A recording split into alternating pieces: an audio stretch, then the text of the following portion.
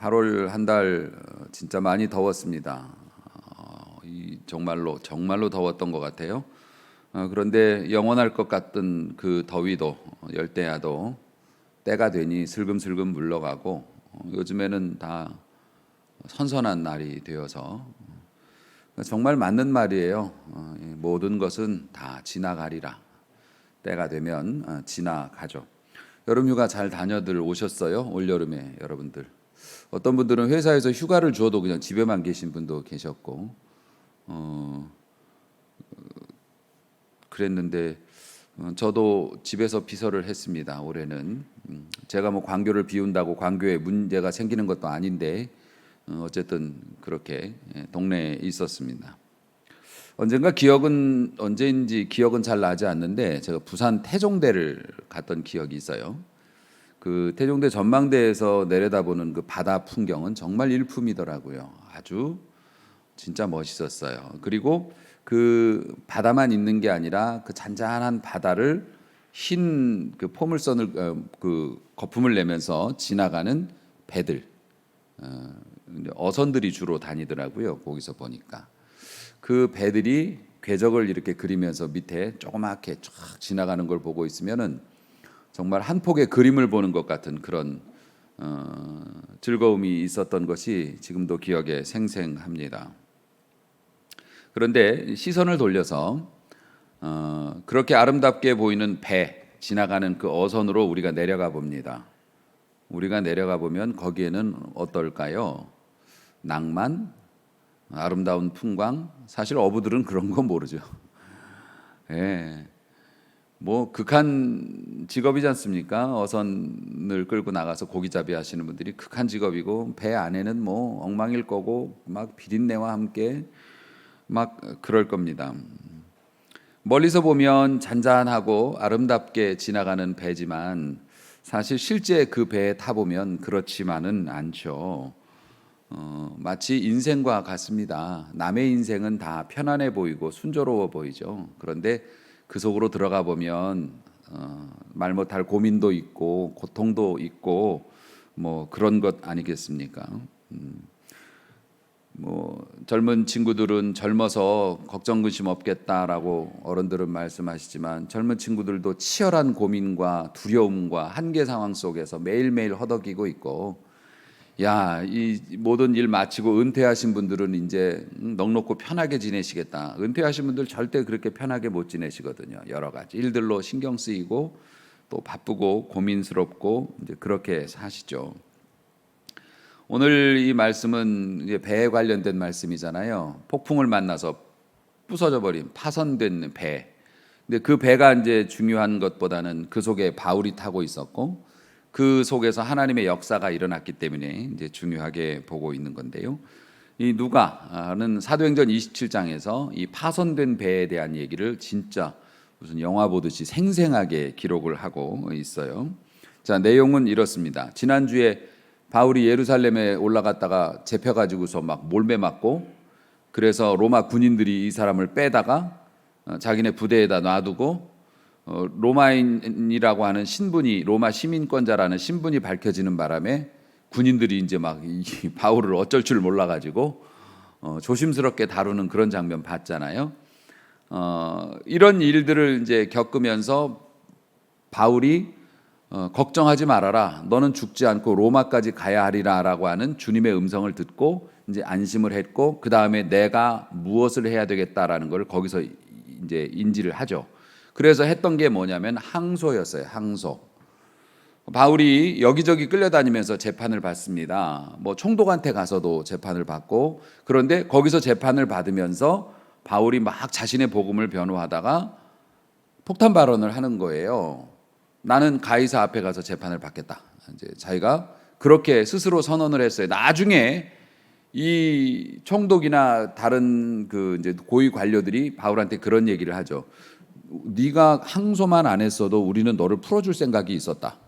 그런데 왜 항소를 해가지고 이런 이제 이야기를 할 정도로 의외의 선언을 한 겁니다. 아니 이런 일로 무슨 재판까지 황제한테 가서 왜냐하면은 로마는 자기네 나라의 국격이라는 게 있어서 그거를 자랑하고 싶어서 지구상 어디에 있든지 간에 로마 시민권자 중에서 범죄에 연루된 자가 나는 니들한테 재판을 받고 싶지 않고 우리 황제한테 가서 직접 판단을 받겠다라고 요청을 하면 어디에 있든지 그걸 끌고 와야 돼요.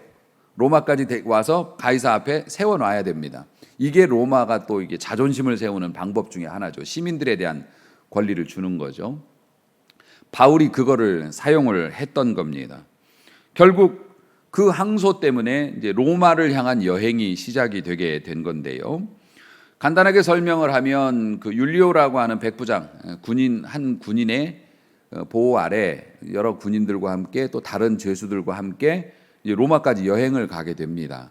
뭐 여행이라고 하지만 압송이죠. 압송이 돼 가는데 배를 두 번을 갈아타요. 하나는 그 큰 상선을 하나를 탑니다. 그래서 중간 지점까지 가고, 그리고 또 하나는 거기에서 화물선을 또 타고 로마까지 이제 가는 걸로 이렇게 하는데, 당시에 화물선들이 아주 굉장히 형편없었다고 그래요.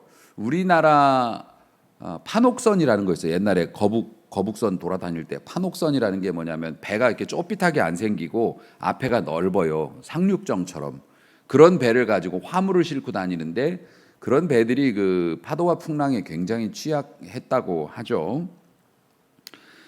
그래서 첫 번째 배는 무사히 타고서 한 절반 지점까지 갔는데, 이제 구체적인 지명이나 이런 것들은 여러분들이 지금 그런 세세한 지명을 듣기에는 준비가 안 되신 상태인 걸로 보여서 그냥 넘어가겠습니다. 세상에서 돌던 이 팽이 시계가 아직 멈추지 않고 있어서 예배 중간 정도 지나야 이제 집중이 되니까 중간 정도까지는 상선을 타고 이제 무사히 왔는데, 화물선을 타고 나머지 지점을 이제 가는데 굉장히 고생을 많이 해요. 막 바람에 밀려가지고서 간신히 미항이라는 데로 도착을 했다고 해요. 미항이라는 거는 아름다운 미자를 씁니다. 아름다운 항구. 그런데 그게 항구가 아름다워서가 아니라 거기까지 오는데 하도 고생을 해가지고서 개떡같이 생긴 항구인데도 너무 이뻐 보여. 그래서 미항이라고 한대요. 그 정도로 항해길이 고단했던 겁니다. 그 미항에 간신히 도착을 해서 이제 마지막 지중해를 건너서 이제 로마로 이제 가야 되는, 이탈리아로 가야 되는데, 그 풍세, 우리나라도 계절풍이 있고 뭐 폭풍이 오는 계절이 있고 막 그러지 않습니까? 그래서 아주 애매한 거예요. 그런데 지금 출발을 안 하면 3개월 있다 출발을 해야 돼. 그렇게 되니까 막 갈등 생기는 거예요. 바람이 좀 지금 출발하면 좀 위험 요소가 있긴 한데 여기서 출발 안 하면 3개월을 또 지체를 여기서 겨울을 나야 되는 상황이고, 막 고민하고 있을 때 바울이 기도하는 사람이니까 내가 기도해 봤는데 지금 출발하면 난리 날 것 같다고, 안 하시는 게 좋겠다고 했는데 호송을 책임지는 백부장, 그리고 그 선주, 그리고 선장이 있잖아요. 셋이서 의논을 해가지고서 한 거예요. 왜요? 빨리 가서 월급 받아야죠. 빨리 가서 화물 내려놓고 돈 받아야죠. 그냥 조금 가면 되죠. 이러면서 백부장도 마찬가지고 자기들도 다 속내가 있으니까 빨리 가고 싶은 거예요. 그래서 바울의 기도 응답에 대해서 간단하게 무시했죠. 죄인이니까 그냥 무시하고 출발했습니다. 그래서 만나게 된 게 유라굴로라고 하는 동풍, 강력한 태풍입니다. 그러니까 유라굴로는 퍼펙트 스톰이라고 해서 아주 엄청난 그 폭풍인데, 이게 지형풍이라고 해요. 당시에 그 주변의 지형 때문에 급작스럽게 불어오는 바람이라고 하는데 미친 바람이라고 합니다.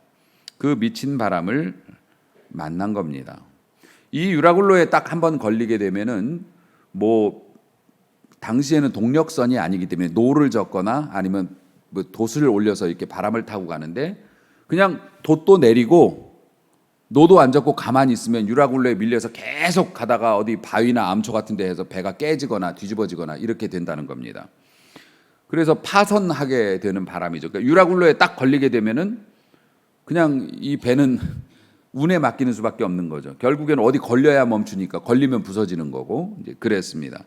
결국 이 폭풍을 만나서 어떤 상황까지 오냐면은 화물을 바다에 다 내다 버립니다. 화물이라는 게 뭡니까? 돈 받고 지금 물건 실어 나르는 거잖아요. 요즘 배달 아저씨들이 짜장면 내버리는 거하고 똑같은 거예요. 그걸 가지고 가야 돈을 버는 거고, 안 그러면 그것까지 물어줘야 되는데 오죽하면 배에서 화물을 내버리겠어요? 배를 가볍게 해보려고 화물을 내버립니다. 그것도 안 되니까 배에 있는 모든 기구를 다 버립니다. 항해에 필요한 것까지 막 버릴 수 있는 건 다 버리면서까지 필사적으로 살아남아 보려고 아둥바둥 애를 썼는데 소망이 없어요. 오늘 말씀 보니까 살 소망이 없어졌대요. 그냥 완전한 그 통제가 안 되는 그런 상황이 된 거예요. 더구나 이런 구름이나 이런 것들 때문에 길잡이가 되는 별자리도 못 봐요. 어디로 가야 될지도 몰라요. 그러니까 진짜 망한 거죠. 완전 폭망한 거죠. 이렇게 사도행전 27장에 나와 있는 이런 내용을 보면서 우리가 배가 이렇게 뭐 파도를 만나서 부서지는 장면만 보는 게 아니라 그 행간에 있는 하나님의 뜻을 읽을 수 있는 은혜가 있기를 바라요. 그것을 제가 여러분들과 나누고 싶은 겁니다. 사실 바울이 만난 이런 풍랑을 우리도 만날 수 있죠. 또 겪어보신 분들도 계실 수 있겠고요. 세상에 풍랑은 항상 있어요. 항상 있고 우리 인생에도 언젠가 이런 풍랑이 왔기도 했고 오기도 할 거고 그렇습니다. 사실 우리가 이 코로나라고 하는 것 때문에 거의 2년 가까이를 지금 진짜 듣도 보도 못한 일들을 겪고 있고 아직도 진행 중이지 않습니까? 지금 오늘도 1,600명이 넘어가고 있고 그전에는 200명만 넘어가도 막 겁나 했었는데 지금은 뭐 1,000명, 뭐 2,000명 돼도 뭐 끔찍도 안 합니다. 그런 시절이 됐고요. 저녁이 되면 밖에 나가서 밥을 사 먹을 수 없는 그런 시절을 보내고 있습니다. 이것이 언제까지 갈지도 아직도 어디가 끝인지를 모르는 그런 풍랑 속을 항해하고 있어요. 이제 범지구적인 이런 재앙도 있고 우리 개인적인 또 풍랑도 있어서 그러니까 풍랑이 힘든 게 뭐냐면은 위험하기도 하지만 이게 언제 끝날지를 모른다는 게 이게 사람을 미치게 하는 거거든요. 이 고난이라고 하는 것이 통제가 불가능해 보이고. 그런데 사실 이 바울이 만났던 풍랑, 바울이 탄 배가 만났던 풍랑은 피할 수도 있었던 거잖아요. 가면 안 되는 거고 무리하면 안 되는 거였는데 자기들이 결정을 잘못해서 우리도 인생에 그런 거 있잖아요. 주변 사람들이 만류하거나 목회자가 만류하는데도 에이 그래도 나는 될 거야 했다가 큰 코 다치는 경험도 있을 수 있고 그래서 풍랑이 가만히 있는데 찾아오는 풍랑도 있고 우리가 스스로 풍랑 속으로 걸어 들어가는 것도 있지만 어쨌든 힘든 건 다 마찬가지. 그 속에 들어가면 고통스러운 건 다 마찬가지. 불빛이 다 꺼진 병원 입원실에서 면회를도 잘 안 되니까 가족들도 다 이제 보호자도 집으로 가고 나 혼자 병원 불 꺼진 입원실에 누워가지고 생각하는 거예요. 의사는 조직 검사 결과가 안 좋다고 항암을 하셔야 될 것 같다고 혹은 좀 더 검사를 해봐야 되겠지만 결과가 나쁘다고 이런 얘기를 하고 갔고 나는 혼자 불 꺼진 병실에 어제까지도 열심히 일했는데 누워서 내일이 오는 게 너무 무서운 거죠. 무슨 검사를 해야 되고 무슨 말을 듣게 될까. 나는 내 남은 인생을 어떻게 해야 할까. 어제까지 열심히 일하던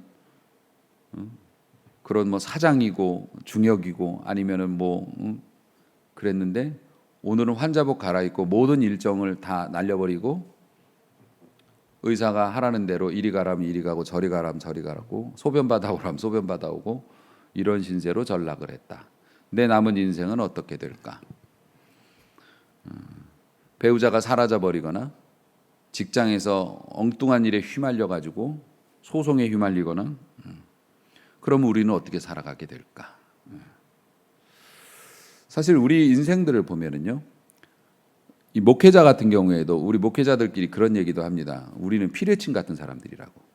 제일 높은 곳에 있어요. 그러니까 이게 위치가 높아서 높은 게 아니라 영적으로 어쨌든 간에 모든 성도들의 제일 앞에 서 있으니까 제일 높은 곳에 있으니까 벼락이 떨어지면 피뢰침이 맞는 거죠. 뭐 아무도 피뢰침이 높은 곳에 있다고 부러워하는 사람은 없죠. 관심도 별로 없고요. 피뢰침은 존재감도 없습니다. 목사들은 피뢰침 같은 사람이라고. 어떤 문제가 있거나 그럼 제일 먼저 목사님한테 데미지가 오니까 성도가 잘못해도 목사가 욕을 먹는 거고 어쨌든 간에 누구나 등대를 아름답다고 얘기합니다. 등대를 아름답다고 얘기하지만 네가 등대가 되어볼래? 그러면 등대가 되어겠다고 하는 사람은 없습니다.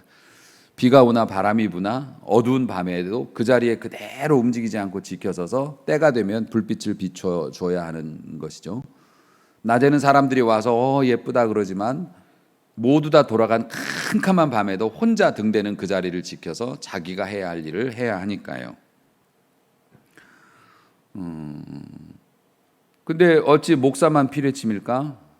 사실 아버지도 피뢰침이죠. 우리 아버지들도 사실 아버지가 밖에 나가서 겪는 고충과 어떤 그런 것들은 절대로 가족들이 알지 못합니다. 물론 이제 나누기도 하지만 사실 그 현장에서 겪는 어떤 그런 것들은 가족들은 끝내 모르죠. 근데 아버지만 모르냐? 엄마도 모르죠. 엄마도 여러 가지 나 힘들어라고 나누지만 어머니로서 겪는 어떤 그런 고충과 또 절망감 또 막 그 갈등 이러한 많은 것들도 사실 자식들도 지가 아버지가 되거나 지가 엄마가 돼보기 전까지는 그거 이해 못하죠.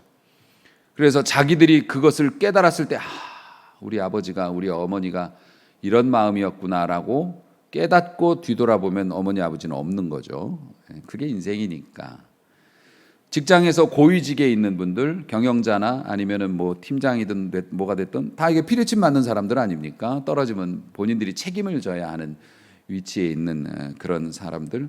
그러니까 아버지들이 옛날에도 그랬지만 뭐 지금도 그럴 것 같은데 이렇게 나갔다가 집에 퇴근하고 올 때 자꾸 뭘 사들고 오시는 아버지들 있었어요. 요즘에 직장 생활하시는 분들은 뭐 그냥 차 타고 그냥 집에 오시기 바쁘지만은 보통 노동일 하시는 분들이나 그런 분들이 집에 올 때 그냥 안 오고 꼭 뭘 사들고 와요. 그 이유를 알 것도 같더라고요. 힘들었던 거죠.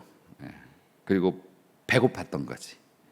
그러니까 맛있는 냄새가 나면 그걸 사가지고 식구들하고 나눠 먹고 싶어서 아버지들이 그걸 비닐봉지에 사갖고 오는 거예요. 그럼 집에 오면 어떻게 해요? 애들은 그러면서 그거 들고 지방으로 들어가고 아버지는 혼자 텔레비 보다 잠드는 거지 뭐. 뭐 그게 뭐 어쩔 수 없죠. 아버지의 삶이 그런 거니까.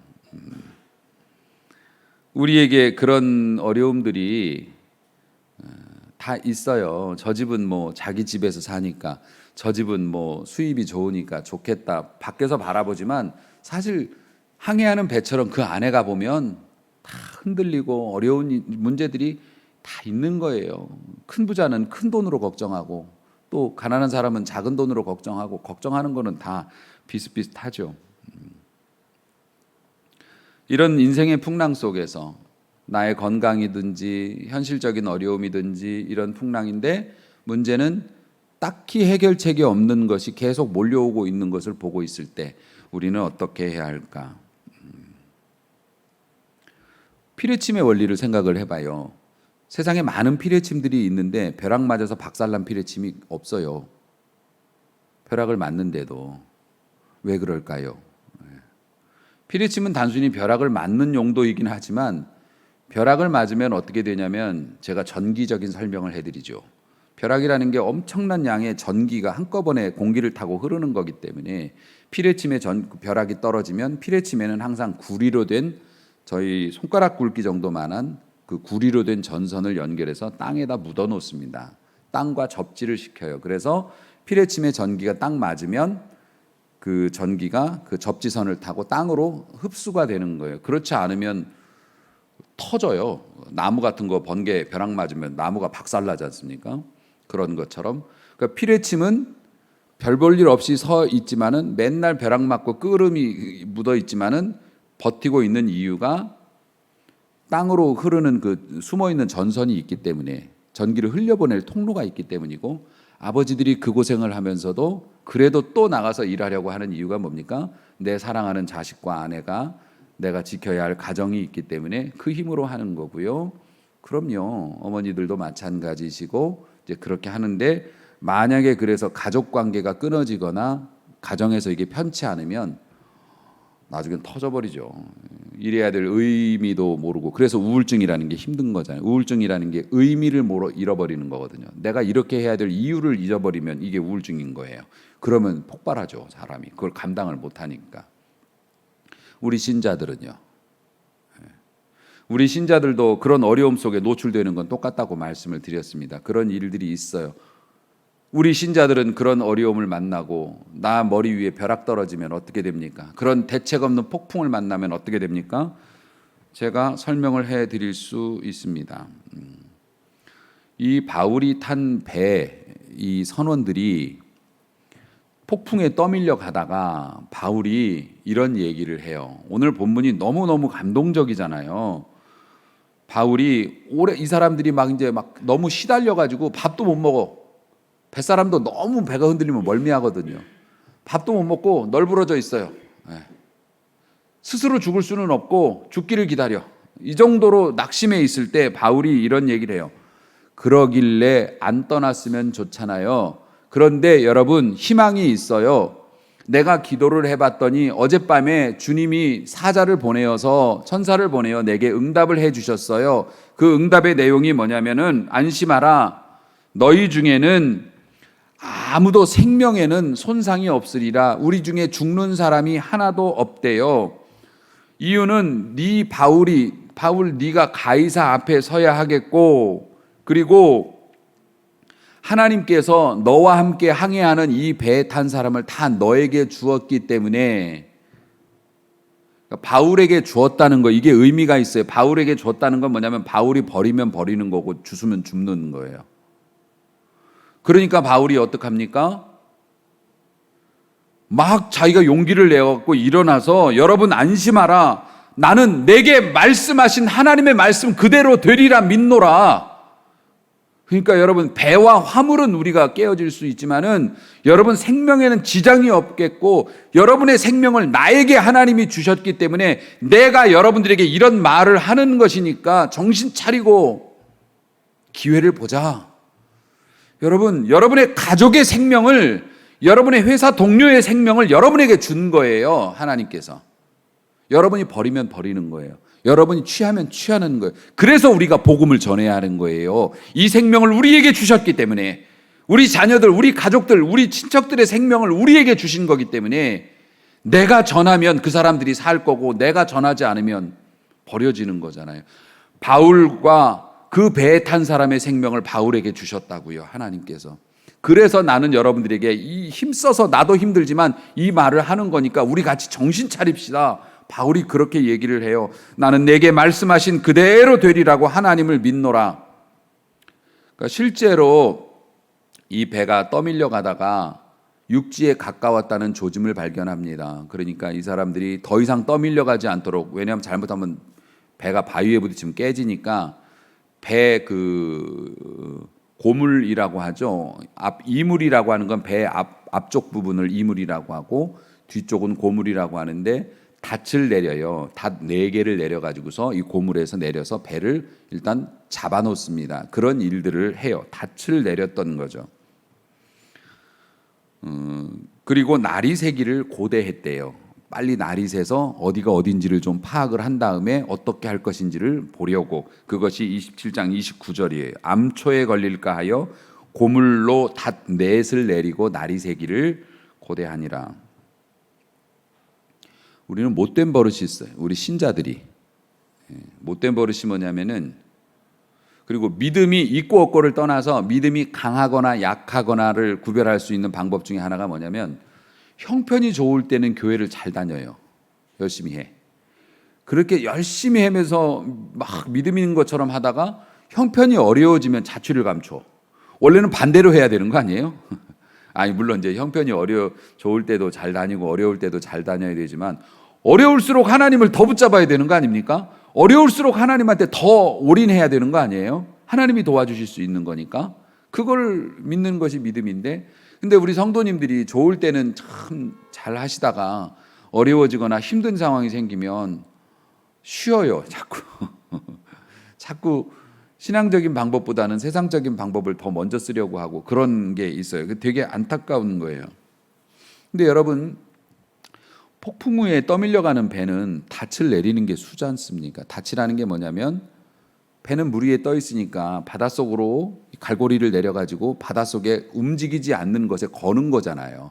그래서 배가 거기에 매달려 있는 거지 않습니까? 우리의 영혼의 닻이 뭐예요? 우리의 영혼이 떠내려가고 우리가 막 두려움 속에서 막 그러고 우리 환경에는 유라굴로라고 하는 퍼펙트 스톰이 막 광풍이 몰아붙이고 언제까지 이렇게 될지 소망이 없을 때 우리의 영혼의 닻은 뭡니까? 살아계신 하나님의 말씀이죠. 말씀. 여러분, 유일한 것은 여러분이 의지하고 여러분이 막 이런 광풍 속에서 유일하게 의지할 수 있는 것은 기록된 하나님의 말씀입니다. 아멘. 기록된 하나님의 말씀. 그러니까 오늘의 말씀은 되게 간단한 겁니다. 여러분들 복잡할 게 없어요. 여러분이 어려움을 만났을 때 닻을 가지고 있는가? 내가 오늘 본문 제목, 설교 제목이 뭡니까? 나는 이 말씀에 닻을 내렸노라. 여러분은 어떤 말씀에 닻을 준비하고 있나요? 근데 이 닻이라고 하는 게 폭풍이 있을 때 뚱땅뚱땅 만들어서 내리는 게 아니지 않습니까? 닻이라고 하는 건 이 배가 항구에 있을 때 상황이 좋을 때 잘 튼튼한 걸로 비싼 걸로 주문해 가지고서 배에 장착을 하고 다니다가 급할 때 쓰는 거잖아요. 그러니까 여러분은 지금 평안한 상황에 있으실 수도 있는데 여러분은 어떤 닻을 여러분이 가지고 여러분의 영혼에 실어놓고 있으신가 모르겠어요. 이사야 43장 1절에서 2절 말씀이에요. 야곱아 너를 창조하신 여호와께서 지금 말씀하시느니라. 이스라엘아 너를 지으신 이가 말씀하시느니라. 너는 두려워하지 말라. 그 이유는 내가 너를 구속했고 너를 샀다 이거예요. 내가 너를 샀는데 내가 가령 돈 주고 여러분이 마트에서 물건 샀으면 그거 포기하겠어요? 누가 와서 달래면 주겠어요? 아닙니다. 지불된 거예요. 값이 지불돼. 내가 너를 구속했고 내가 너를 지명하여 네 이름을 불러냈는데 너는 내 것인데 내가 놓치겠는가? 이야 얼마나 위로가 되는 말씀입니까? 내가 너를 값주고 샀기 때문에 내가 너의 이름을 불러서 내가 너를 뽑아냈기 때문에 너는 내 것이기 때문에 네가 물 가운데 지날 때 내가 너와 함께 할 것이라. 아멘. 강을 건널 때 물이 너를 침몰하지 못하며 불 가운데 지날 때 타지도 아니할 것이요 불꽃이 너를 사르지도 못하리니. 이걸 문자적으로만 해석해서 불 속에 들어가 가지고 나 끄슬렸는데요 이러시면 안 됩니다. 이건 뭡니까? 우리의 삶에 있는 풍랑에 우리가 이기지 못할 환난들을 물과 불로 표현하는 거예요. 그런 네가 이해하지 못하는 어려움들이 있고 감당하지 못할 일들이 있지만 그것들이 너를 해치지 못할 것이다. 너는 내 것이기 때문에. 이런 말씀들 기가 막힌 아주 훌륭한 닷 아니겠습니까? 여러분 결국 이 배는 좌초했어요. 배가 이제 그 암초에 걸려갖고 막 부서져 나가고 막 난리가 났습니다. 그때 군인들이 배가 부서져 나가고 사람들이 막 이제 바다에 뛰어들어야 되는 상황이 되는데 섬이 보이는 거예요. 멀지 않은 섬이. 군인들이 두 가지 결정을 해야 돼요. 하나는 죄수를 다 죽여야 돼요. 왜냐하면 이상한 법이었어요. 로마 또 법에는 죄수를 놓치면 이 놓친 사람이 목숨으로 책임을 지네. 그러니까 이 사람들이 이럴 바엔 차라리 다 죽여버리고 우리만 살자. 그런데 군인들이 그렇게 못했어요. 이유가 뭘까요? 바울 때문에. 바울이 그들에게 힘을 주었고 어려울 때 그들에게 살 길을 알려주었기 때문에 죽일 수가 없잖아요. 바울 때문에 다른 죄수들도 산 거예요. 죽이지 못했고 자 수영을 할 수 있는 사람은 일단 헤엄쳐 갖고 가고 수영이 안 되면 배에서 떨어지는 물건들을 아무거나 붙잡고 가자. 그렇게 해가지고 이 사람들이 해변으로 도착을 했어요. 몇 명이 항해를 했냐면 276명이 항해를 했어요. 몇 명이 바다에 뛰어들었냐면 276명이 바다에 뛰어들었어요. 육지에 나와서 인원 점검을 해봤더니 276명이에요. 아멘. 하나님은 신실하시거든요. 하나님은 신실하십니다. 약속을 지키셔요. 로마에 살아서 갈 수 있다라고 하는 생각을 한 사람은 바울밖에 없었어요. 왜냐하면 하나님의 약속의 말씀에 닻을 걸었기 때문에. 풍랑이 아니라 풍랑 할아버지가 와도 바울은 어쨌든 난 살아. 그리고 하나님께서 이 사람들의 영혼도 내게 주셨다고 했으니까 내가 이 사람들에게 잘 전해서 이 사람들을 끌고 갈 수 있어. 사실 이 275명의 사람, 바울을 뺀 275명의 사람들이 얼마나 경악했겠습니까? 이렇게까지 자기네들이 거덜이 날 줄 몰랐죠. 그리고 또 이런 폭풍우 속에서 한 명도 안 죽고 살아났다는 것도 기적이고 엄청난 일이었죠. 여러분은 어떤 닻을 가지고 있냐고요? 저도 가지고 있는 닻이 있습니다. 늘 마음속에 품속에 품고 있는 하나님의 말씀이 있어요. 지난 10여 년간 소송, 토지 매각 이런 것 때문에 하루하루 극한의 삶을 살면서 진짜 피레침이었어요. 뻘건 거 막 날라오고 교회로 날라오면 전사님은 그런 것들 뜯어보시지 않고 저에게 주시면 제가 뜯어보면서 고개를 숙이고 몇 번의 경매 이런 것 인생에 살면서 한 번도 겪어보기 어려운 일들을 교회 목사가 재판받으러도 다녀보고 그렇게 피레침처럼 수도 없이 벼락 맞으면서 살아갈 때 그런 상황과 그런 폭풍 속에서 내가 떠내려가거나 도망가지 않을 수 있었던 내 영혼의 닻이 되는 말씀 시편 121편 7절 여호와께서 너를 지켜 모든 환난을 면하게 하시며 또 내 영혼을 지키시리로다. 아멘. 그 말씀 가지고 버텼어요. 그리고 나서 하나님이 신실하셔서 약속을 지켜주셨어요. 꼭 이 풍랑 보는 것 같아. 그 땅은 우리 소유가 될 수는 없었죠. 팔았으니까. 그렇게 됐지만 우리 성도들 같이 고생은 그렇게 했지만 그 일로 인해서 경제적으로 물론 타격들도 많으셨죠. 많이 이렇게 하셨지만 또 그래도 무슨 개별적으로 개인의 어떤 그런 법적으로 문제가 되는 것 없이 모든 성도들이 다 그 위기에서 함께 빠져나왔고 그리고 새로운 터전에서 그러면서 이제 말씀을 바꿨다. 그 위기가 넘어가서 이렇게 이전을 이제 했는데 제 마음은 조급하죠. 그리고 우리 성도들과 함께 더 좋은 날을 꿈꾸고 싶었는데 여의치가 않았고 또 코로나도 있었지만 코로나가 터지기 전까지도 사실 매달 아시잖아요. 매달 계속 곶감을 빼먹으면서 두려워하는 마음 그리고 뜻대로 되지 않는 또 압박되는 상황, 조바심, 자책감 또 이랬으면 어땠을까 저랬으면 어땠을까 이런 생각들 이게 내 영혼이 흔들릴 때 지금도 가지고 있는 말씀의 닷 요한일서 4장 18절 사랑 안에 두려움이 없고 온전한 사랑이 두려움을 내어 쫓나니 저는 이 말씀을 지금도 핸드폰을 딱 열면 보이게 초교 화면에 크게 새겨놓고 늘 보고 있어요. 사랑 안에 두려움이 없고 네가 두렵다는 건 네 마음에 사랑이 식었다는 거다. 네가 주님을 진짜 사랑하고 성도들을 진짜 사랑한다면 두려워하지 말라. 저는 이 말씀으로 영혼의 닻을 하나님의 말씀에 이 말씀으로 나는 이 말씀에 닻을 내렸노라. 그래 내가 어떻게 살아보려고 몸부림치기보다는 더 하나님을 사랑하고 우리 성도들을 사랑하자. 그러면 두려움 없이 하나님의 뜻을 이룰 수 있을 것이다. 저는 이 말씀을 가지고 살고 있습니다. 다시 묻습니다. 여러분들은 어떤 닻을 가지고 있는가요? 지금 없으셨다면 여러분이 잔잔할 때 여러분의 닻을 하나 준비해 놓으시기 바랍니다. 폭풍우 때의 기쁨이 될 것입니다. 여러분이 은혜 받은 말씀, 의지할 말씀을 새겨 놓으십시오. 그리고 그 말씀을 계속 보면서 어려울 때마다 영원한 위로가 되시고 영원한 힘이 되어 주시는 그 하나님. 네 배가 크네, 내 배가 크네. 내 배는 네 배보다 10배가 크네. 한국에 가면 큰 배 있고 작은 배 있잖아요. 항공모함도 있고 몇십만 톤 되는 유조선도 있고. 그러나 바다의 입장에서 보면 큰 나뭇잎, 작은 나뭇잎일 뿐이죠. 우리 인생이 다 그런 거 아닙니까? 그러나 해저에는 거대한 산도 있고 바위도 있어서 흔들리지 않죠. 하나님의 약속이 그렇습니다. 우리의 인생이 그렇고.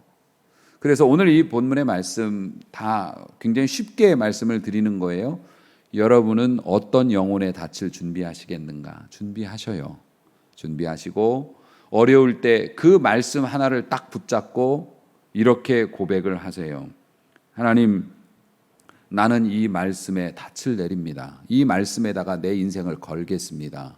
라고 주님께 말씀드리십시오. 저도 그렇게 했고 그렇게 한 것을 정말 다행이라고 생각하고 있습니다. 풍랑도 두렵지만 풍랑 속으로 스스로 걸어 들어가는 나의 미련함이 더 두렵고, 그래서 우리가 하나님의 말씀을 가까이 할 때 그런 미련에 빠지지 않을 수 있기도 하고, 심지어 우리가 예상하지 못했던 허락하지 않은 풍랑이 우리의 삶에 온다 해도 하나님의 약속의 말씀으로 닻을 거는 자는 이겨내고 승리하게 될 줄로 믿습니다. 모쪼록 어떤 어려움이 있어도 신실한 하나님의 말씀에 닻을 내리고 넉넉히 승리하는 성도가 되실 수 있기를 주님의 이름으로 축원합니다. 기도합니다.